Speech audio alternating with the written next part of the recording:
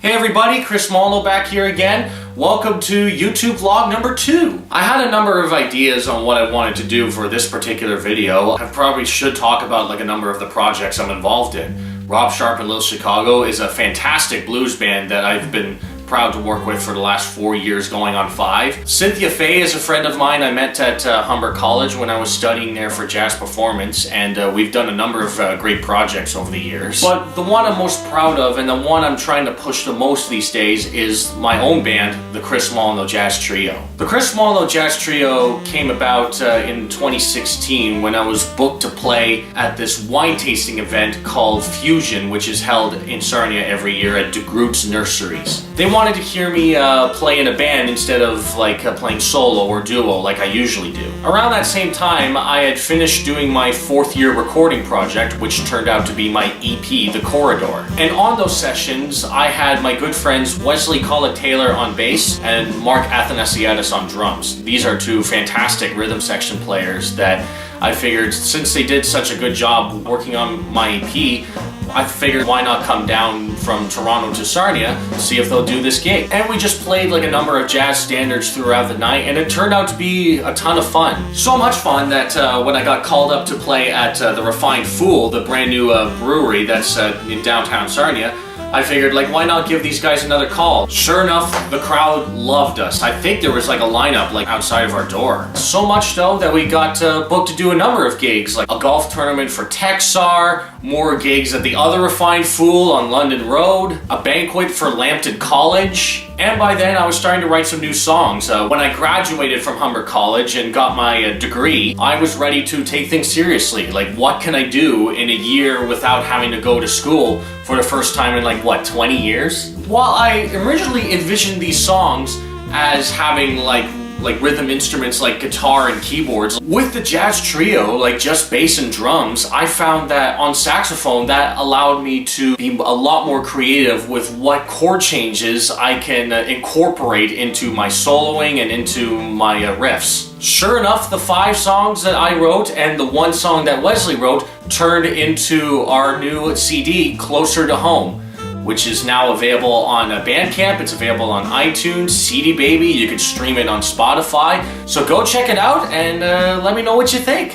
When I worked on The Corridor, the songs that I wrote there were kind of based on my experiences living in Toronto, living on residence, traveling back and forth everywhere by train, by streetcar, by bus, whatever, and also helping to rediscover myself and kind of let go of some of the things from my past. Whilst with Closer to Home, while it wasn't the first time I wrote songs about Sarnia experiences, it was the first time that I wasn't writing for someone else. I was writing for myself. And by writing songs for myself, I think it was the first time that these songs became real. They became human. They became actual art instead of opposed to just ear candy that you might hear at a grocery store or something. And it was also the first time it felt like every member of the group that I was working in had a contribution to the song.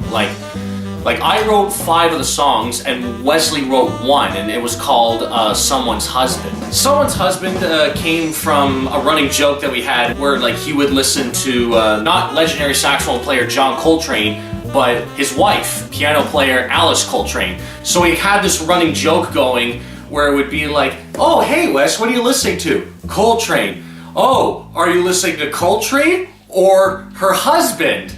And we just thought it was a funny thing to switch that kind of gender norm around. And while all the other songs were my compositions, it felt like the first time that everyone had a hand in putting the song together, how it's structured. Do we have the melody here, solo here for as long as whatever, and then finish it off with this. While I had the ideas from the get-go, these 2 played a huge part in solidifying the songs and giving them meaning. As for what the other 2 guys are up to, Wesley is in a number of solo projects. I know he plays bass for fill-in gigs in Toronto, and he's also part of a band called Fire When Ready on occasion. Mark Athanasiadis is the drummer for The Accolades, for Avalon's Garden. He also played in the Toronto All-Star Big Band, and this guy has always been in the pocket, and whenever it comes his time to solo, he'll just rip your mind like that.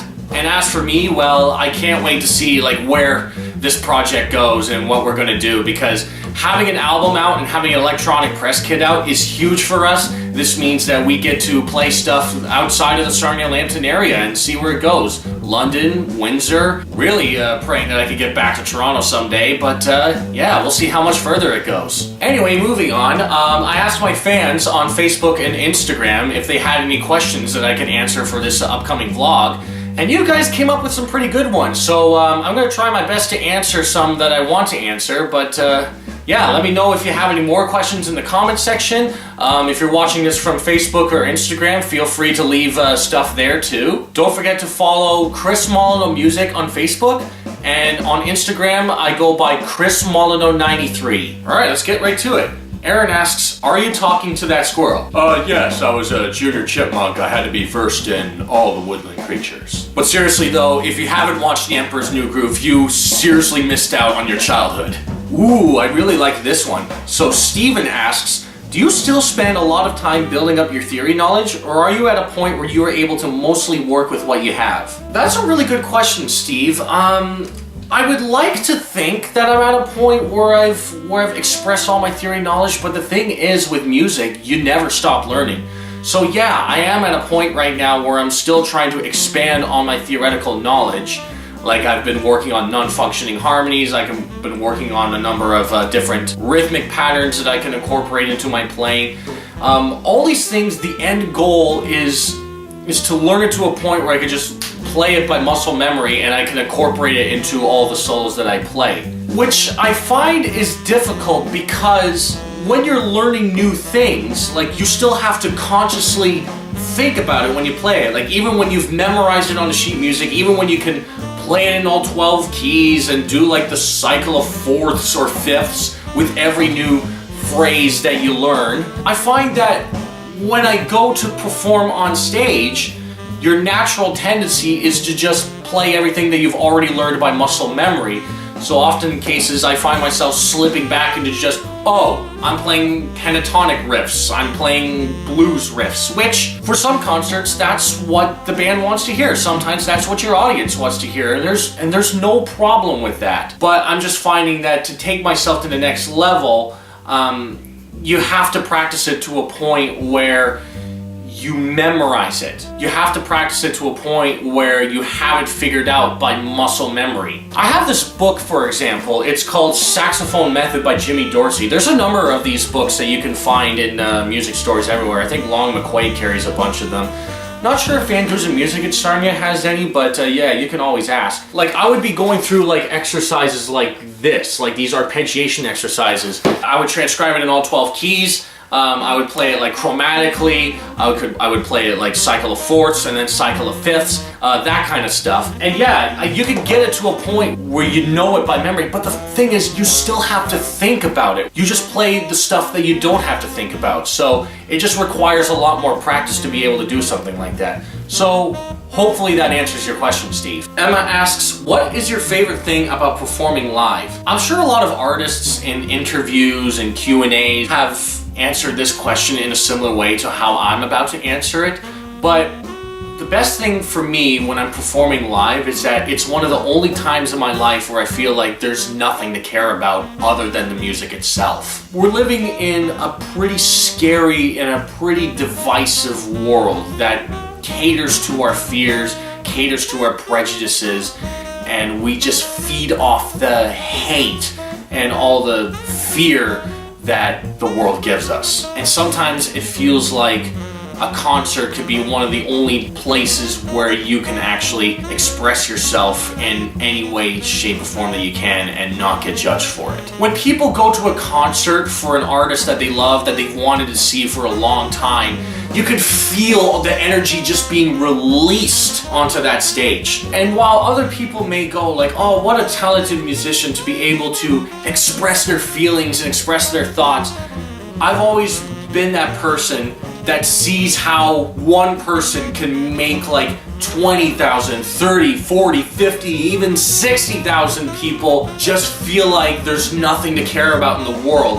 And I'm like, that is what I want to do. So every time I get up on that stage, even if it's for 5 people, if it's for 500 people, I have to give it the best I can, because I know that for some people, this is how they're going to get away from life and how they're going to get away from that fear and hatred that the world spreads. It's a release for me, it's a release from the audience, and we both feed off of that energy, and it's one of the most cathartic things that I've experienced, and I'm really glad that I'm able to get a career out of that high, that really special feeling. Lolly asks, how many instruments do you play and how many do you own? Did you buy them, were they gifts, or how did you acquire them? In terms of all the instruments I own, I'm not going to get into all of them. I will tell you that I have bought each and every instrument that I currently own. Like, the instruments came from gig money and from working other jobs, so like it was hard-earned stuff. I'll just focus on my woodwinds. I play a variety of saxophones, and I also play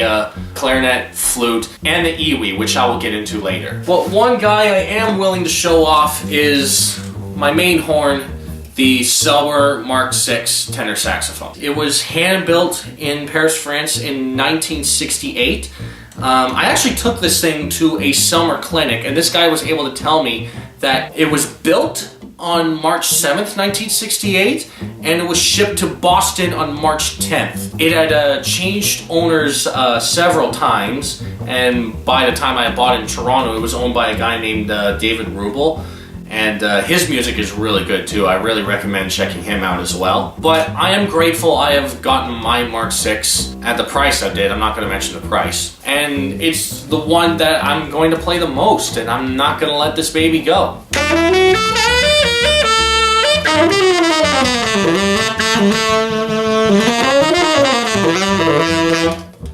And while we're at it, we might as well talk a little bit about the iwi while we're at it. I want to do a full episode on this thing. But yeah, let me just give a brief overview of what this is like. This is called the iwi 4000S, and you can see on the bottom it stands for Electric Wind Instrument. The best way I can describe this thing, it is a synthesizer that you play like a woodwind instrument. As you can see on the back, it has a MIDI compatibility. You see your line out. It is essentially a fully analog synthesizer, but with breath control compatibilities. And the amount of expression that you can put on this thing is absolutely incredible. But again, I'm not going to get into all the details right now because I do want to savor this thing for a full episode. Well, thank you guys so much. Those were some great questions. Feel free to give me some more. I'll try to answer as much as I can for next week's episode. Click like if you like this video, click subscribe if you really liked it, share it with all your friends and family, and I'll see you very soon.